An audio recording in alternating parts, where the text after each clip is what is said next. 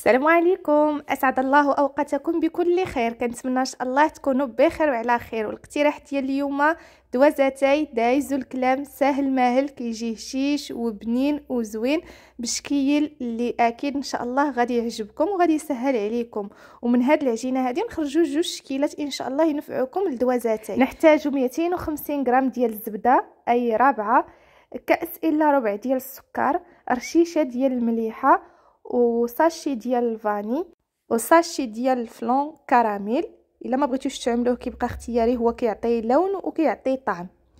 هاد الدوازتين اللي غادي نتقاسم معكم المذاق ديالو هائل، غير تبعوه معايا. من بعد ما كنخدموا الزبده مع المكونات اللي ضفنا كنضيفوا كاس ديال الزيت، دائما القياسات بكاس العنبه. وغادي نضيف معلقه ديال القهوه سريعه الذوبان، درت غير قياس معلقه صغيره، بغيتو تستغناو عليها ممكن. غادي نخلط مزيان حتى ينسجم ليا الزيت مع المكونات، وغادي نضيف حبه واحده من البيض. اللي عنده حساسيه من البيض تقدروا تستغناو على البيض. وغادي نستمر بالخلط حتى ينسجم البيض مع المكونات. وهنا غادي نضيف كاس ديال الكوك عندي محمر ودوزته في المطحنه. الكوك محمر كيعطي مذاق رائع جدا. ومنين تتحمروا الكوك ما تخافوش ان الكوك زعما مع المده اذا تعطلت الحلوى انه يزهق لكم المذاق ديالو، بالعكس كيعطي مذاق مميز. وعندي هنايا الدقيق، بالنسبه انا دائما كيكون عندي واحد الدقيق محمر كندخلو في بعض الحلويات في بعض الغريبات. كان محمر، بغيتو تحمروه حمروه، ما بغيتوش ماشي مشكل، غديروا الدقيق ديالكم عادي. انا عندي ضفت غادي نحتاجو 600 غرام ديال الدقيق، اي 6 الكيسان ديال العنبه. انا ضفت 2 كيسان محمرين و4 الكيسان ديال الدقيق غنضيفهم بلا تحمار. شوفوا ملي تنضيفوا الدقيق محمر على لون كيعطي مع داك الكوك مع القهوه والفلان، راه ما شاء الله على طعم وعلى رائحه. وانتم تتخلطوا هاد الحلوه هادي، كنعاود ناكد، بغيتو ما تحمروش الدقيق ماشي مشكل، اذا كان عندكم محمر ضيفوه محمر. ضفت ساشي ديال خميره الحلوى ما يعادل 8 غرام. وغادي نبدا نضيف ديك 4 الكيسان ديال الدقيق تدريجيا. القوام ديال الحلوى ما يكونش قاصح وما يكونش خفيف. ولاحظوا معايا متى نبداو نضيفوا الدقيق كنبداو غير نحركوا، ما ندلكوش العجينه ديالنا. هنا غادي نقسم العجينه على جوج، النص غنخليه عادي بالمذاقات اللي عملنا، والنصف غنزيد ليه الشوكولاط فيرميسيل اللي كان عندي في الثلاجه بارد او اللي يكون عندكم في المجمد، باش نتوما كتدخلوه في العجينه ما يدوبش. ها القوام ديال الحلوى شفتوه معايا، ماشي خفيف ماشي قاصح. 600 غرام ديال الدقيق. ان شاء الله المكونات غنخليها لكم مكتوبه تحت الفيديو. صافي مباشره كنبدا بالعجينه. مهم انا بديت بالعجينه اللي فيها الفيرميسيل، كنطلقها ما بين جوج بلاستيكات رقيقه، مهم تقريبا القطر ديال نصف سنتيم. وغادي نجيب هاد الطابع ديال الشهده، تقدروا ديروا اي طابع نتوما كتبغيو، هكا يعطيكم شي زواقه زوينه في الحلوه ديالكم. وغادي نطبع بهذا الشكل، كنديروا مزيان في الدقيق وفي السكر. انا درت الدقيق المحمر، تقدروا ديروا الدقيق العادي. والسكر ضروري في كل ما طبعوا ديروه مزيان في الدقيق وفي السكر، مزيان مزيان وطبعوا. ومن طبعوا ضغطوا باش ترشم لكم العجينه وتبان لكم الطبعه مزيان. بطبيعه الحال هذا الشكل هذا تقدروا ديروه كويرات وكتطبعوا حتى هو كيعطيكم شهده زوينه، غير بهذا الشكل هذا كيجي بحال الصابلي. صافي هذا الشكل اللي كيجي في الحلوى، شفتوا ما شاء الله كيجي رائع.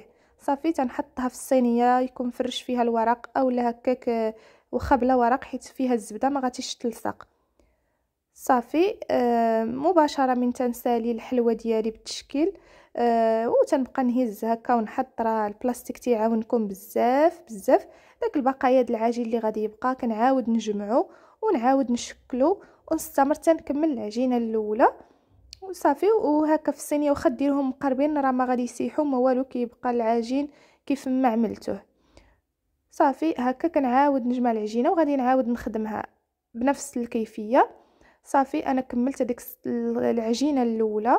والعجينه الثانيه اللي ما درت ليهاش الفيرميسيل كنشكلوها كويرات. درت كل كويره فيها 20 غرام وغادي ندوز الوجه في السكر. تقدروا تدوزوا الوجه في السكر اولا في الكوك، عندكم الاختيار. وتندوز الوجيه ديال الحلوى هكا في السكر ونحط في الصينيه. وبما ان غادي نطبعوها، من الاحسن الصينيه ما يكونش فيها الورق باش الحلوى ما تلصق لكمش في الطابع، تلصق لكم في الصينيه وتطبع لكم مزيان. صافي هنا تنبدا ندوز الطابع بنفس الكيفيه في عاوتاني في الدقيق ولا في السكر، وكتطبعوا بهذا الشكل. انا درت الشكل الثاني هو نفس الطابع، كيكون فيه جوج جهات، جهه هكايا فيها هاد الوريده وجهه كتكون عاديه. صافي من بعد ما عمرت الصواني ديالي بجوج غادي نحطهم هكا في نفس الوقت في الفران مشعول على 160 170 درجه، النار مهم مهيله حتى كتحمر من الاسفل. والصينيات كنقلبهم عاد كنشعل من الفوق. اذا كان عندكم فران كهربائي، طيب الصينيه الاولى هبطوها تحمر على الوجه، عاوتاني طيبوا الصينيه الثانيه وهبطوها تحمر، والنار مهيله باش يطيبوا ويتحمروا على خاطرهم. من بعد ما خرجتهم من الفران كيكون هذا الشكل ديال الشكل الاول ديال الشهده، كيبقى كما طبعتوه. وهذا الشكل الثاني ديال الحليوات ديال الوريده. التزيين غادي نزين شكل واحد بالشكلاط ابيض واحد بالشكلاط اسود، كيبقى لكم التزيين على حسب الاختيار ديالكم. وتقدروا بحال دابا هذه تخليوها بلا تزيين.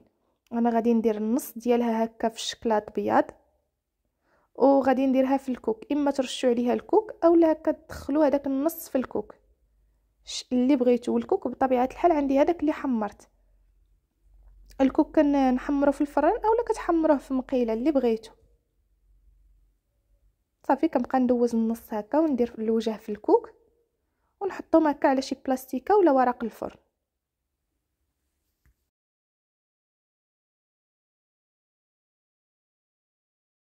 من بعد ما كنكمل الجزء الاول ديال الحلوى اللي زينت بالشكلاط ابيض، هذا الشكل هذا اللي فيه الفيرميسيل اختاريت انني نزينو بالشكلاط اسود اللي غيتماشى معاه بزاف مع الفيرميسيل اللي عملنا. صافي هكا ندخل نصيص ديال الحلوى في الشكلاط، وبطبيعه الحال الشكلاط تندوبو مع شويه ديال الزيت باش كيخفف.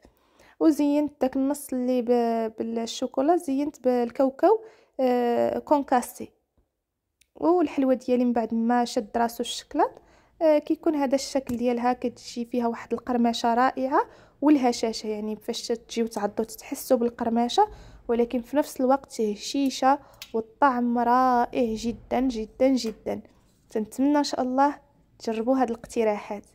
والشكل الاخر حتى هو كيجي زوين ما شاء الله، شكيلات ديال دوازاتي او تحضرهم حتى في المناسبات ديالكم، شكيلات اللي ساهلين وسراعين والمذاق زوين والهشاشه بلا ما نهضروا عليها. كنتمنى ان شاء الله تجربوهم بالصحه والراحه.